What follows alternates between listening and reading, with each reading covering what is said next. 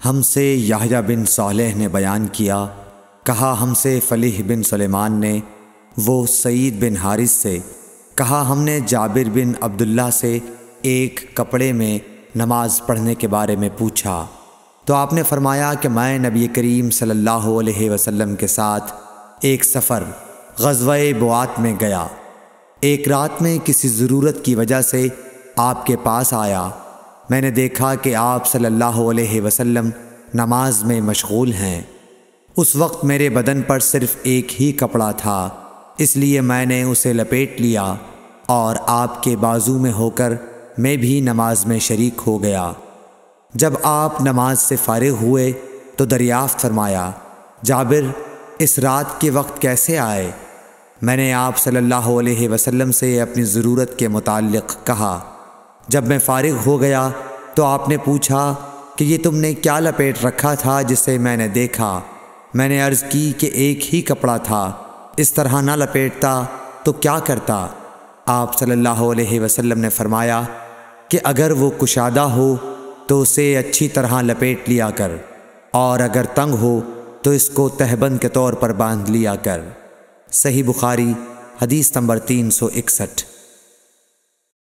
ابو حازم سلمہ بن دینار نے بیان کیا سہل بن سعد سعدی سے، انہوں نے کہا کہ کئی آدمی نبی کریم صلی اللہ علیہ وسلم کے ساتھ بچوں کی طرح اپنی گردنوں پر ازاریں باندھے ہوئے نماز پڑھتے تھے، اور عورتوں کو آپ کے زمانے میں حکم تھا کہ اپنے سروں کو سجدے سے اس وقت تک نہ اٹھائیں جب تک مرد سیدھے ہو کر بیٹھ نہ جائیں۔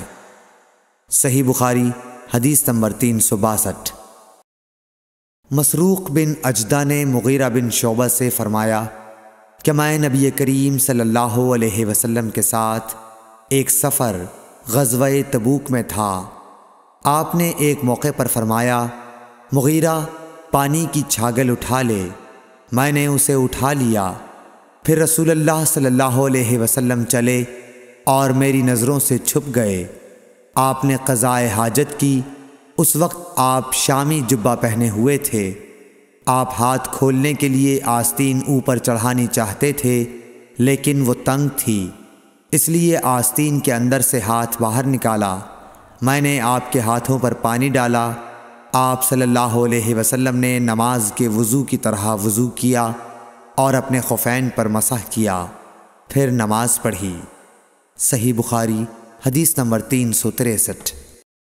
عمرو بن دینار نے جابر بن عبداللہ انصاری رضی اللہ تعالی عنہ سے سنا، وہ بیان کرتے تھے کہ رسول اللہ صلی اللہ علیہ وسلم نبوت سے پہلے کعبے کے لیے قریش کے ساتھ پتھر ڈھو رہے تھے۔ اس وقت آپ تہبند باندھے ہوئے تھے۔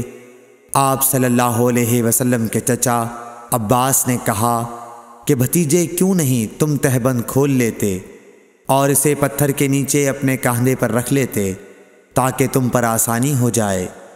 حضرت جابر نے کہا کہ آپ صلی اللہ علیہ وسلم نے تہبند کھول لیا اور کاندھے پر رکھ لیا، اسی وقت غشی کھا کر گر پڑے۔ اس کے بعد آپ صلی اللہ علیہ وسلم کبھی ننگے نہیں دیکھے گئے۔ صحیح بخاری حدیث نمبر 364۔ حضرت ابو ہریرہ رضی اللہ تعالی عنہ نے فرمایا کہ ایک شخص نبی صلی اللہ علیہ وسلم کے سامنے کھڑا ہوا اور اس نے صرف ایک کپڑا پہن کر نماز پڑھنے کے بارے میں سوال کیا۔ آپ صلی اللہ علیہ وسلم نے فرمایا کہ کیا تم سبھی لوگوں کے پاس 2 کپڑے ہو سکتے ہیں؟ پھر یہی مسئلہ حضرت عمر رضی اللہ تعالی عنہ سے ایک شخص نے پوچھا تو انہوں نے کہا، جب اللہ تعالیٰ نے ہمیں فراغت دی ہے تو تم بھی فراغت کے ساتھ رہو۔ آدمی کو چاہیے کہ نماز میں اپنے کپڑے اکٹھا کر لے، کوئی آدمی تہبند اور چادر میں نماز پڑھے، کوئی تہبند اور قمیص، کوئی تہبند اور قبا میں، کوئی پاجامہ اور چادر میں، کوئی پاجامہ اور قمیص میں، کوئی پاجامہ اور قبا میں، کوئی جانگھیا اور قبا میں، کوئی جانگھیا اور قمیص میں نماز پڑھے۔